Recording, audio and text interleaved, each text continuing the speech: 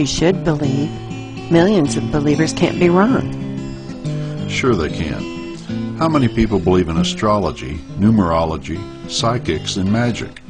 People are easily duped, and especially so in large numbers. Also, your believers can't even agree on what they believe.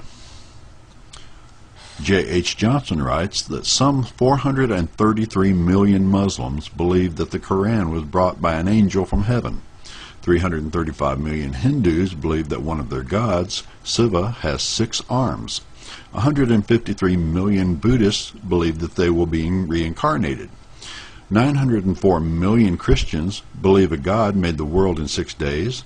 Joshua stopped the sun by yelling at it, and Jesus was born of a virgin and nullified natural laws to perform miracles. Why should we believe any of these fantastic tales brought to us from 2,000 to 3,000 years ago by ignorant, superstitious men? Why don't you just have faith? Quote from an unknown source, "Faith is what your preacher says you must have so that you'll believe all the other stuff he wants to tell you." Arthur C. Clarke said, "A faith that cannot survive collision with the truth is not worth many regrets." And Friedrich Nietzsche, "A casual stroll through the lunatic asylum shows that faith does not prove anything." If you insist that everyone has faith in something, I'll admit that my faith lies in humanity, the human ability to deal with the real world using human reason and compassion. I have faith that we are not born as flawed sinners. We are born whole, with brains capable of dealing with life challenges, unassisted by mythology and supernatural belief systems. Dr. Charlie Webb writes in his article, "Think for Yourself." Faith is nothing more than thought control. Blind faith is legalized slavery. Faith tells us never to question the evidence for truth. But should we care about the truth? Absolutely.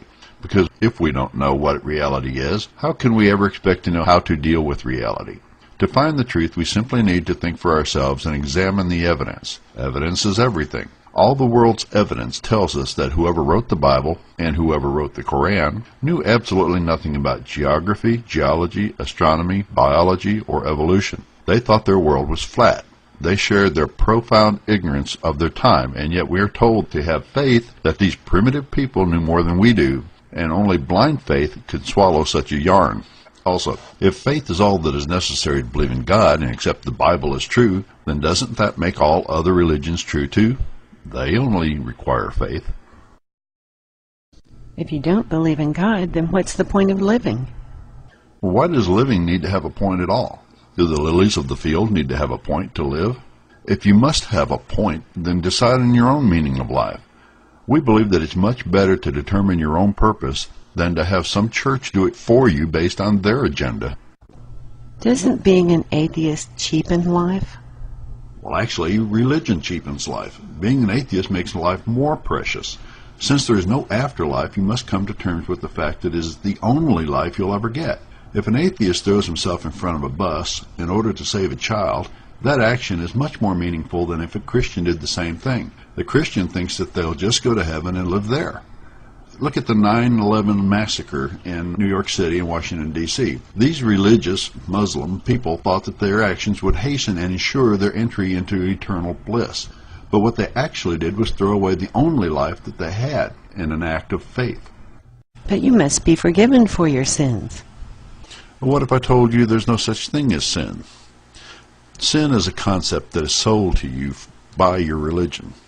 Paraphrasing Dan Barker in his excellent book, Losing Faith in Faith, would you buy a bandage from a person who comes up to you and cuts you in order to sell you a bandage? Religion tries to sell you a cure for a problem of its own making. What do you do if you feel that you've really wronged another person or done something bad? You can't go to Jesus for forgiveness. That's right, we can't. So we either have to get forgiveness from the person we've wronged or live with it. If you think about it, it makes us think a lot harder about doing the right or wrong thing before we do it. The religious person can just go on and do it, knowing that he can easily be forgiven by his church, or Jesus, or whatever. He doesn't even have to ask forgiveness from the person he's wronged. Did you know that Hitler was a Christian? He was a Catholic. And since he's probably asked for forgiveness in his last hours, he should be in heaven right now, right? Anne Frank's only sin was that she was Jewish. So to Christians, she should be in hell now, along with Albert Schweitzer, a non-believer, right?